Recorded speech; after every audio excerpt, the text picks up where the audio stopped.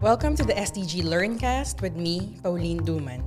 In every episode, I bring you insightful conversations around the subject of sustainable development and learning, helping us all to achieve a sustainable future.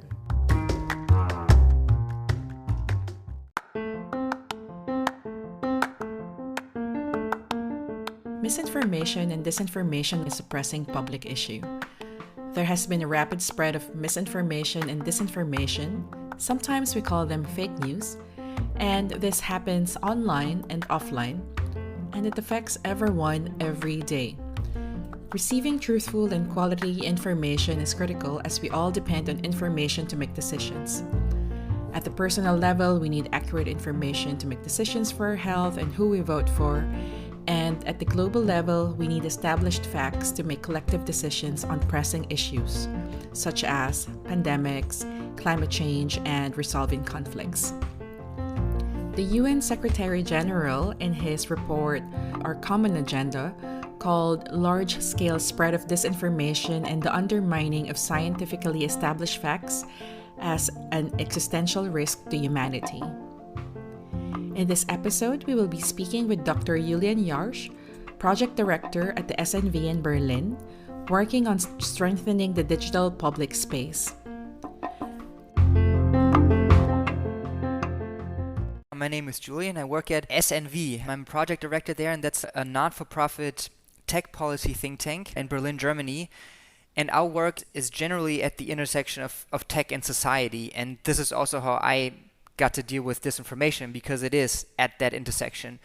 I focus mostly on online platforms and on the rules that these platforms come up with, but also that governments come up with in how to deal with some of the challenges that we see online in a lot of societies. And one of these challenges is the spread of disinformation. And what do you mean by disinformation, and how is this different from misinformation and fake news? It is different from fake news, yes. To answer that question first, at SNV, and I think also in a lot of other organizations, we do try to not speak of fake news anymore. I think the term has lost a lot of its meaning. It's most often used now to just discredit statements that one doesn't agree with. So disinformation would be the false or misleading information that is meant to deceive or to harm the public. And that already is different from misinformation, which might also be false or misleading information, but it's inadvertently. It's not on purpose that it harms or deceives the public. To me, it's helpful to think of disinformation as a deception. And there's different types of disinformation and different types of deception or deceiving people. So one very straightforward thing is just a false message. And there was a study that we had at SNV a while ago examining a lie that refugees coming to Germany would get a free driver's license, whereas Germans had to pay for it. That's just a false piece of information. It's a lie, it's made up, it wasn't true, and it fueled an already emotional and at times biased conversation about migration. Another example, deception doesn't have to just deal with content, right? It can also be that someone pretends to be someone else to stoke controversies, fear, anger. And that happened, as an example, during the 2016 US elections. There were posts online supposedly from pro-gun rights and anti-gun rights people or groups. And these posts were meant to get these people on the streets and fight with each other and talk to each other. Turns out they came from the same source, but it just goes to show it's not just about the content, it's also about who's behind it. So, for instance, if you have any type of message and it supposedly is spread by dozens of people, hundreds of people, thousands of people, but it's actually just a few accounts who push this message, whatever it may be, that's also deception. That's also disinformation, because you pretend to have a mass movement behind you when it's really just a minority of people. Disinformation has been taking place in the past with the emergence of television, newspapers, radio, and other means of communication. Can you give us your insight or perspective on why disinformation is so important right now? Why do we talk so much about it, and why should we care? First of all, I agree with you. It's really important to acknowledge that disinformation has been around for ages and in different media. So I think that's a good reminder that you gave, and it also shows that online platforms or messengers, they don't cause disinformation. They're not the root of this, but they might amplify it, though, and they might make it easy to spread. And that leads over to your second question, why do we talk about it now? The scale and the type of distribution when it comes to disinformation, that has just changed online. A piece of disinformation in a local 1950s radio or TV show, that could certainly be harmful, no question. Now, though, a piece of disinformation, it can spread wider and faster. It can originate from way more people. And if the platforms don't do about it online, it could even be amplified by the very systems designed to reward virality online. That answers hopefully somewhat of the question of why do we talk about it now so much when it has been around. But you also asked, why should we care? And I think that's a good question. There's an argument to be made that disinformation has been around forever, so we just need to deal with it. Don't exaggerate it, because then you're only playing into the hands of the bad actors. You're playing into the hands of the platforms as well, who already have so much power. So that's just, why do we care? The other side, though, is disinformation, it can really hurt people. Especially marginalized groups have historically been negatively affected by disinformation spread around them individually or them as a group. And in times of crises, wars, pandemics, this might even be more pronounced. And in addition to that, everybody else also feels that disinformation really has risks. Deceptive ads about miracle cures, racist disinformation about viruses, stuff like that. It's very clear that there's a harm side to this disinformation. And that's why I personally think societies should care and they should find a balance between those viewpoints. That means acknowledging the risks for individuals, for societies, especially for marginalized people. And it also means not being alarmist and viewing disinformation in realistic terms. It's good that you also talked about the vulnerable groups, because this podcast, the SDG LearnCast, is focusing on the 2030 Agenda and the Sustainable Development Goals. Could you share where you see trends or areas where disinformation is having the most impact?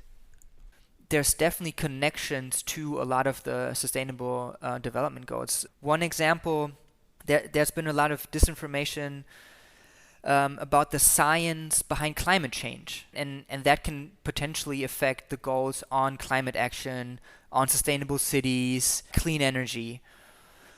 A lot of disinformation, it's at its core, it's playing off of inequalities, discriminations in society. Going back to the example that we talked about when it comes to migration in Germany, this type of disinformation about supposed migrant freeloaders, it just wouldn't work. It wouldn't work if people didn't feel the need to disparage others, if there wasn't this discrimination and inequality in society. And the same goes for a lot of racist and sexist tropes. One last thing that comes to mind is strong institutions. What comes to mind here more concretely is like elections, right? Like dealing with disinformation about the voting process, about voting rights, about the election outcome. That can be crucial to achieving that goal of justice and of strong institutions. These are clear examples where we see a lot of disinformation.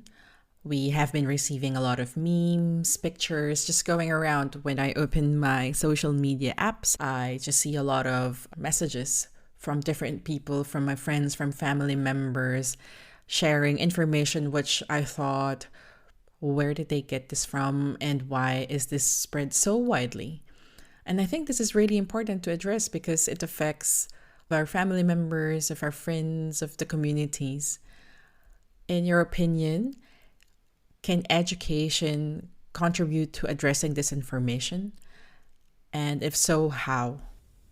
Education is a crucial piece of the puzzle in addressing disinformation. There's just a lot of pieces that need to fit together to deal with disinformation. In my opinion, there's just not that one solution that you can find and then you can magically deal with disinformation. So, for example, I do think certainly people have to take some of their own responsibility for their news habits to a certain degree. High quality journalism is really important. Platforms have a huge role to play.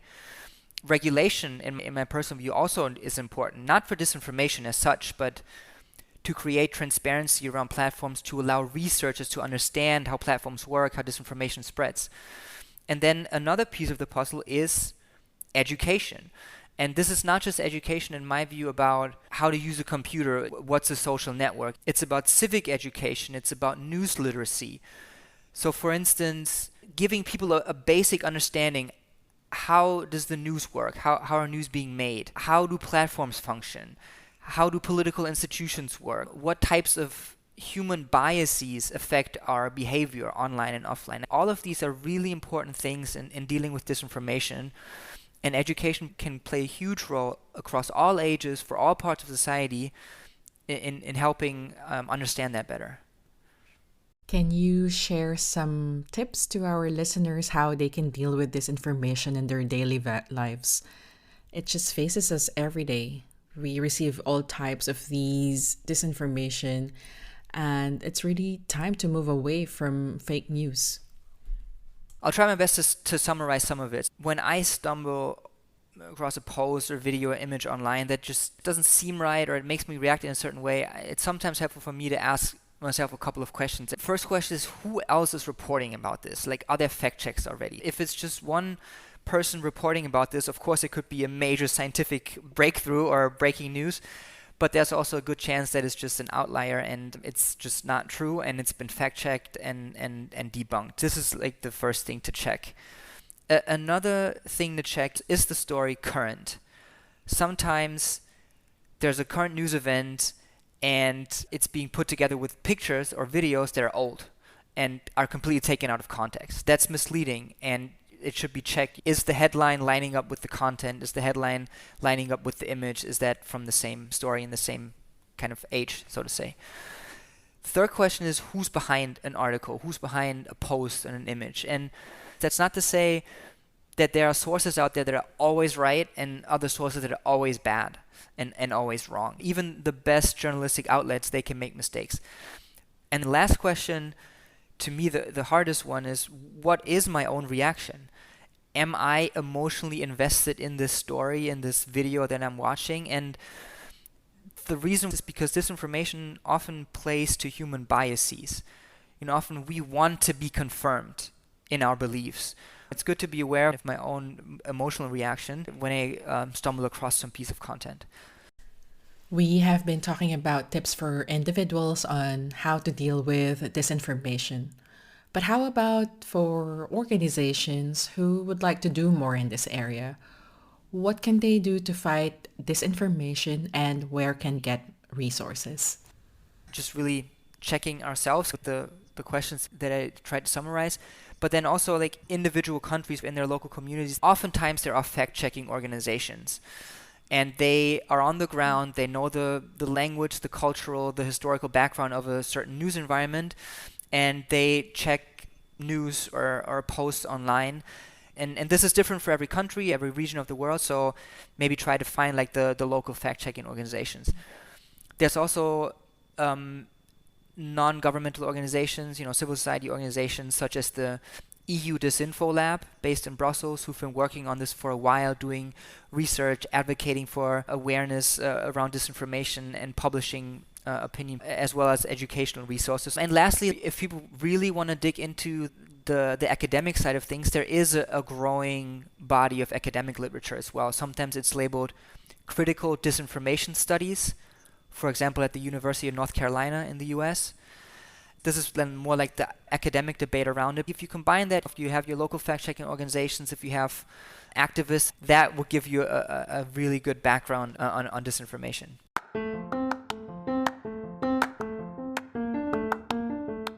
And that was Dr. Julian Jaursch of SNV Berlin. I hope you took away from this conversation that misinformation is sharing of false or misleading information, but without the intent to harm. Disinformation, on the other hand, is sharing of false information and misleading information that is meant to deceive or harm the public. fighting disinformation is critical because it can really hurt people, especially marginalized people and vulnerable groups. Julian also warned us that disinformation impacts several aspects of sustainable development goals, such as climate change, clean energy, strong institutions, and inequality. He warned that actors behind disinformation are harboring on discriminations in society, and people having strong feelings to discriminate others are more likely to fall victim to racist and sexist tropes. In this regard, Julian highlighted that regulation of tech platforms has a huge role to play, aside from people taking their responsibility for their information consumption seriously. It is important that each of us care about this issue deeply because the scope and the speed of disinformation online is at a scale that is causing greater fragmentation in society. Lastly, it is important to always pause and ask ourselves, what is the source of news, images, and memes that we receive from family and friends? There are several organizations and activists at the national and local level that can help us fact-check the news and information we receive on a daily basis. You can find more of the SDG Learncast on the UNSDG Learn website. For now, I'm Pauline Duman. Thanks for listening.